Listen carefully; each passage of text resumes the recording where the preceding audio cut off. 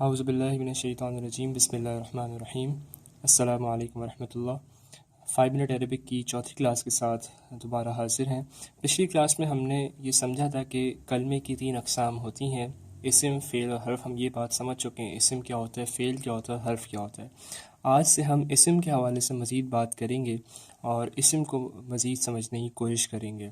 تو اسم کو سمجھنے کے حوالے سے سب سے اہم بات یہ ہے کہ ہمیں اگر کسی اسم کو سمجھنا ہو تو ہمیں 4 باتیں معلوم ہونا بہت ضروری ہیں۔ اگر ہمیں وہ 4 باتیں معلوم ہوں گی اسم کے حوالے سے تو ہم اسم کو صحیح استعمال کر سکیں گے۔ یہ 4 باتیں کیا ہیں، ان کو ہم سمجھیں گے اور پھر ہمیں یہ بات مزید بہتر طریقے سے سمجھ میں آئے گی۔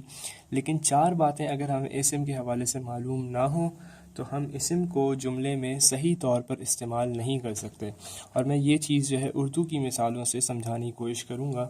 پہلی مثال میں یہاں لکھتا ہوں اور اس مثال میں ایک غلطی ہوگی، اور اس غلطی سے یہ بات انشاءاللہ سمجھ میں آئے گی کہ وہ پہلی بات کیا ہے جس کو ہمیں جاننا بہت ضروری ہے۔ اس پہ میں لکھتا ہوں ایک مثال کہ دیوار گر گیا۔ میں نے ایک لفظ لکھا ہے اردو، ایک جملہ لکھا ہے اردو کا کہ دیوار گر گیا۔ اب اس پہ جو غلطی ہے وہ اگر آپ غور کریں تو میں نے یہ غلطی کر دی ہے کہ میں نے یہاں پر دیوار گر گیا لکھا، جبکہ مجھے صحیح طور پر لکھنا چاہیے تھا دیوار گر گئی۔ یہاں میں نے جو غلطی کری ہے وہ یہ کری کہ میں نے دیوار کی جو جنس ہے وہ میں نے صحیح طور پر نہیں پہچانی۔ اگر مجھے معلوم ہوتا کہ دیوار اردو میں مؤنث ہے تو میں کہتا دیوار گر گئی، لیکن نہیں سمجھا، یا میں نے یہ اس جملے میں نے دیوار کو مذکر ٹریٹ کیا، اس لیے جو پہلی غلطی ہوئی وہ یہ ہوئی کہ میں نے دیوار کی جنس یا اس کا جینڈر جو ہے وہ صحیح طور پر نہیں پہچانا۔ تو یہ وہ پہلی چیز ہے کہ جو کہ مجھے معلوم ہونی چاہیے کسی بھی اسم کے حوالے سے کہ وہ اسم مذکر ہے یا مؤنث ہے۔ اگر مجھے یہ بات نہیں پتہ ہوگی تو میں اسم کو جملے میں صحیح طور پر استعمال نہیں کر سکوں گا۔ دوسری مثال بھی اب میں یہاں پہ لکھتا ہوں جس سے بات سمجھ آئے گی کہ وہ دوسری چیز کیا ہے جو اسم کے حوالے سے ہمیں معلوم ہونا چاہیے، اور وہ دوسری چیز اس جملے سے سمجھ میں آئے گی جو جملہ میں لکھ رہا ہوں۔ بچے کھیل رہا ہے۔ اب اگر آپ اس جملے پر غور کریں تو یہاں بچے جو ہیں وہ بہت سارے ہیں اور آخر میں نے لکھا ہے کھیل رہا ہے۔ تو یہاں پہ جو میری غلطی ہو رہی ہے وہ یہ ہو رہی ہے کہ میں نے بچوں کی جو تعداد ہے وہ میں نے اس کے مطابق جملے کو نہیں بنایا۔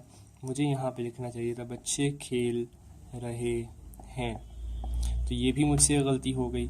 یعنی مجھے یہاں پر صحیح اندازہ نہیں ہو سکا کہ جو لفظ بچے آ رہا ہے اس کی تعداد کتنی ہے۔ تو یہاں پہ اس کے لیے میں لکھوں گا لفظ عدد کا، عدد یعنی کہ اس کی سنگولر ہونا یا اس کا پلورل ہونا، یہ چیز بھی مجھے کسی اسم کے حوالے سے معلوم ہونی چاہیے۔ تو اگر مجھے یہ بات بھی معلوم نہیں ہوگی تو میں اسم کو جملے میں صحیح طور پر استعمال نہیں کر سکوں گا۔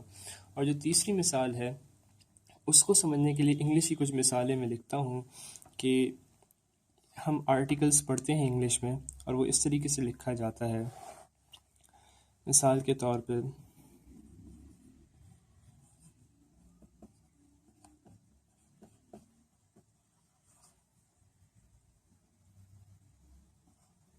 یہ میں نے 2 مثالیں یہاں پہ لکھی ہیں، اور اس میں اگر آپ غور کریں تو یہاں پر آرٹیکل جو استعمال ہوں گے وہ 2 مختلف استعمال ہوں گے انگریزی زبان میں۔ پہلا جملہ جو ہے بوائے از سٹنگ، اس میں آپ لکھیں گے دا بوائے از سٹنگ، اور دوسرے والے میں آئی سو استعمال ہوگا اے بوائے۔ اب یہ دا اور آ کا فرق کیا ہوتا ہے کہ نارملی ہم اس کو اس طریقے سے استعمال کرتے ہیں کہ جب ہم کسی لفظ کو، کسی اسم کو انگریزی میں دا کے ساتھ استعمال کرتے ہیں تو وہ خاص ہو جاتا ہے، اور جب اس کو آ کے ساتھ استعمال کرتے ہیں تو وہ ایک عام اسم کہلاتا ہے۔ تو معلوم ہوا کہ ہمیں اسم کا خاص ہونا یا عام ہونا یا اس کا معرفہ یا نکرہ ہونا یہ ہمیں معلوم ہونا چاہیے۔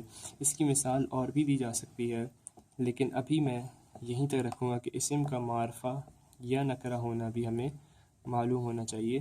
اس کے لیے ایک لفظ آتا ہے وسعت کا، یہ لفظ بھی آپ نوٹ کر لیں۔ وسعت کا لفظ یعنی اسم کی وسعت معلوم ہونا ضروری ہے۔ تو اب تک ہم نے 3 چیزیں سمجھی ہیں اسم کے حوالے سے جو کہ ہمیں معلوم ہونی چاہیے، اس کی جنس، عدد اور اس کی وسعت، یعنی اس کا معرفہ ہونا، خاص ہونا یا اس کا نکرہ ہونا، عام ہونا۔ اب چوتھی چیز ہم انشاءاللہ اگلی کلاس میں سمجھیں گے۔ جزاکم اللہ خیر، السلام علیکم ورحمۃ اللہ وبرکاتہ۔